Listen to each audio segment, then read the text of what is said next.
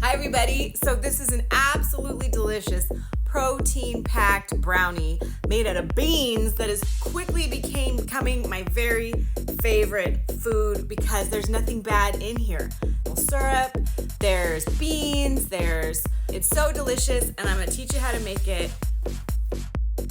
We're gonna start this off with our beans. The recipe calls for black beans like I'm using right here. I made them on the stove the night before, but you can also use navy beans. I tried that before and it was delicious. I would imagine any sort of beans because we cooked them really well and then we're gonna blend them till they're smooth. So I think any bean will work here, but the more buttery beans are better. Then we're gonna do 2 large eggs. Any eggs is fine. You could also do egg substitute or flax egg. That would work too. You don't need to beat it to add it in because we are going to mix it very well in just a minute. Now I'm adding the coconut oil that I had on the stove so that my pan has a nice layer of oil when I pour my batter into it. Next, I'm going to do the maple syrup or any sort of sweetener that you want. I added much less sweetener because I don't need it that sweet, but I thought it was plenty sweet. Then this is 1/4 cup of coconut flour. You can use any flour that you want. The original recipe didn't even have it, but I thought it would add nice flavor. I added also this hemp, flax, chia medley that's ground. You can use any of those or none of those. I just like always adding a little bit more fiber. This is some vanilla extract that I'm adding. You can use vanilla bean paste or whatever you have on hand. This is what I have on hand, so this is what I'm using. This is cacao powder.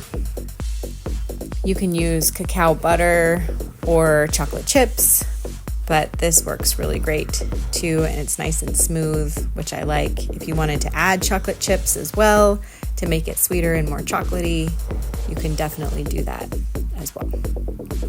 This is going to be the baking powder to make it nice and fluffy and more cake-like.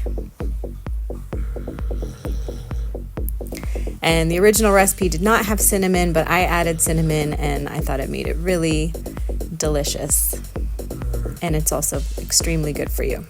And a little dash of salt, not too much. Any salt will do here. And then we're going to put the lid on and we're going to blend until smooth. So make sure you have a nice high-powered blending ability. You don't want any chunks in this. You want it to be nice and smooth. And I blended for a while, maybe 3 minutes or so, till it's nice and smooth. That's air bubbles on the top. It's not chunky at all. And then you can put it in the oven, 350, or I did mine on a cast iron skillet that I was heating up while I was preparing my batter and just poured it in nice and hot. And then I'm going to put a lid on it. And it only took the same amount of time that it would have taken on a stove. Halfway through, I put it on a rack so that it wouldn't burn.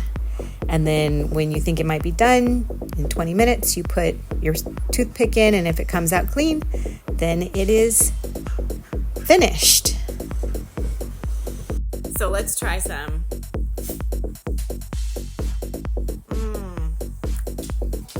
It's so good. And I can eat this whole piece because there's nothing bad for you in here. It's so good. One of my favorite recipes already. I think you'll like it too.